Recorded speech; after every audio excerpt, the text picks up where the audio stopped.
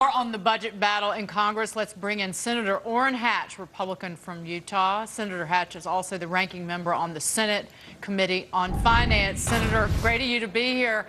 Congressman Paul Ryan saying, I'm looking for a single or a double. Why aren't the Republicans swinging for the fences? Isn't this the moment to do it? Well, some of us are, but on the other hand, you know, we also know that we've got to keep the country going.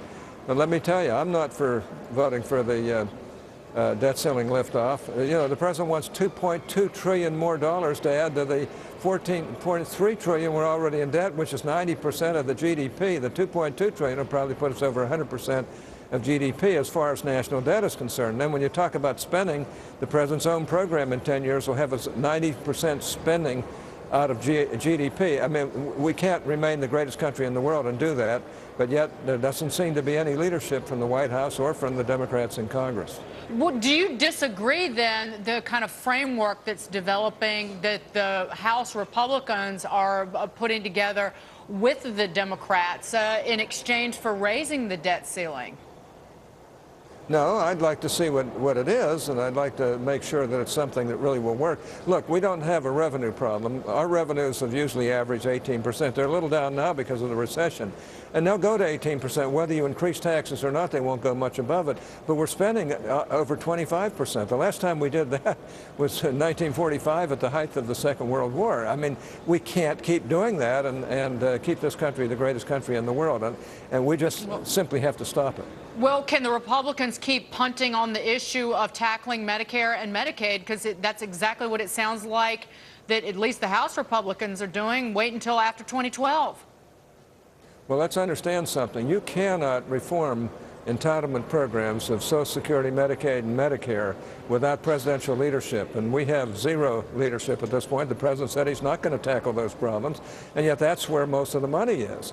Outside of the defense budget, that's where all the money is. And even the defense budget is less than the total amount of money we spend every year at the Centers for Medicaid and Medicare Services, the CMS. And frankly, the social programs are eating us alive, and they're not doing the job to boot. So, you know, the American people are starting to rightly get very, very upset about it all. And then you add it all up.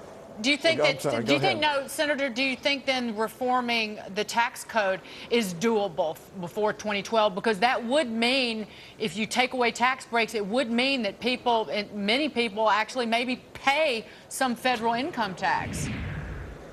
Well, we certainly ought to. As you know, the Joint Tax Committee just came out this week and said that more than half of the people in this country don't pay any income taxes.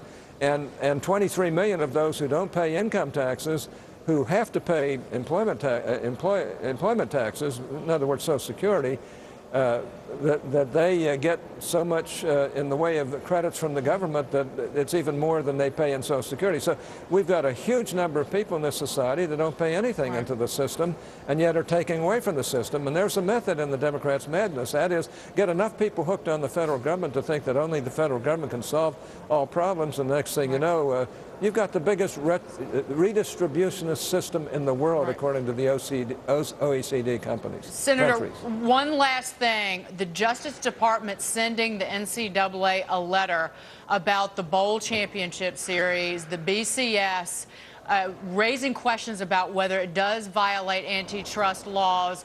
Do you think that the Justice Department takes it a step further and really launches an investigation? Do you think anything changes? My understanding is that they are going to go forward, and this is the first step. Look, 87% of the BCS money goes to the privileged conferences.